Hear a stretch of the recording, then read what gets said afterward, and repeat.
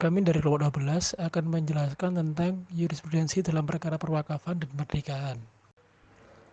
Jurisprudensi. Jurisprudensi adalah keputusan dari hakim terdahulu untuk menghadapi suatu perkara yang tidak diatur di dalam UU dan dijadikan sebagai pedoman bagi para hakim yang lain untuk menyelesaikan suatu perkara yang sama. Layaknya jurisprudensi karena adanya peraturan-peraturan UU yang tidak jelas atau masih kabur, sehingga menyulitkan hakim dalam membuat keputusan mengenai suatu perkara. Dalam Undang-Undang Nomor 41 Tahun 2004, wakaf diartikan dengan perbuatan hukum wakif untuk mendukung dan menyerahkan sebagian harta benda yang digunakan untuk selamanya sesuai kepentingannya guna keperluan ibadah dan kesejahteraan umum menurut syariah. Strategi penyelesaian sengketa tanah wakaf dalam peraturan perundang-undangan mengalami perubahan sejak dikeluarkannya Undang-Undang Nomor 41 Tahun 2004 tentang wakaf. Pada Undang-Undang Wakaf, penyelesaian sengketa wakaf ditempuh secara non-ligitasi melalui musyawarah. Jika tidak berhasil, ditempuh secara mediasi. Penyelesaian ligitasi melalui pengadilan adalah jalan terakhir yang dilakukan apabila penyelesaian di luar pengadilan atau non-ligitasi tidak berhasil menyelesaikan sengketa. Dalam hal perselisihan atau persengketaan wakaf, banyak didorong oleh faktor yang mendorong seseorang untuk tidak mengakui adanya ikrar wakaf atau untuk menarik kembali tanah atau harta yang telah diwakafkan, baik oleh wakif atau oleh ahli warisnya.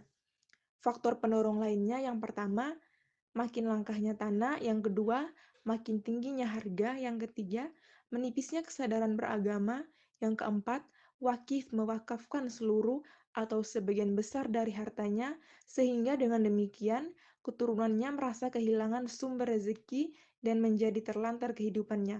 Akibatnya, tidak mustahil dijumpai ahli waris yang mengingkari adanya ikrar wakaf dari orang tuanya dan tidak mau menyerahkan tanah wakaf kepada nazir atau sama sekali tidak melaporkan. Yang berikutnya, sikap serakah dari ahli waris atau sama sekali tidak tahu adanya ikrar wakaf karena tidak diberitahui oleh orang tuanya. Lahirnya Undang-Undang Nomor 41 Tahun 2004 tentang wakaf tampak sekali adanya pembaharuan baik dalam paham wakaf secara umum maupun yang berkaitan dengan sistem pengolahannya.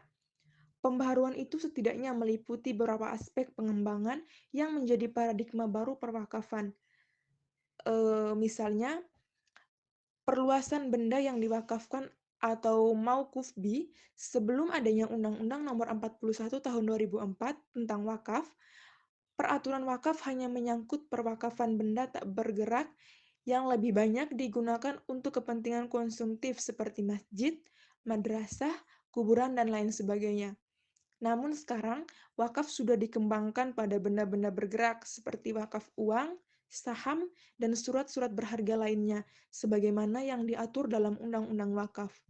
Hal ini merupakan terobosan yang sangat signifikan dalam dunia perwakafan, mengingat wakaf uang, saham, dan surat berharga lainnya merupakan variabel penting dalam pengembangan ekonomi.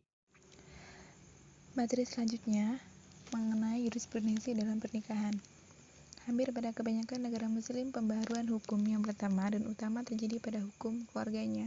Tindakan ini dilakukan dalam rangka menata sistem hukum yang bersifat nasional yang menyeluruh dan terpadu. Sebab syariah belum berupa peraturan-peraturan yang tersusun secara sistematis dan siap untuk diterapkan dalam masyarakat yang memiliki sistem sosial yang berbeda-beda dan selalu mengalami perubahan dari waktu ke waktu. Komplikasi hukum Islam yang telah mendapatkan justifikasi juridis dengan Impres Nomor 1 Tahun 1991 merupakan salah satu bentuk politik hukum Islam Indonesia. Apa yang terdapat dalam tulisan ini menggambarkan bagaimana hukum Islam fikih yang ada dalam masyarakat diramu guna dijadikan hukum nasional yang tertuang dalam KHI. Terima kasih banyak, semoga bermanfaat.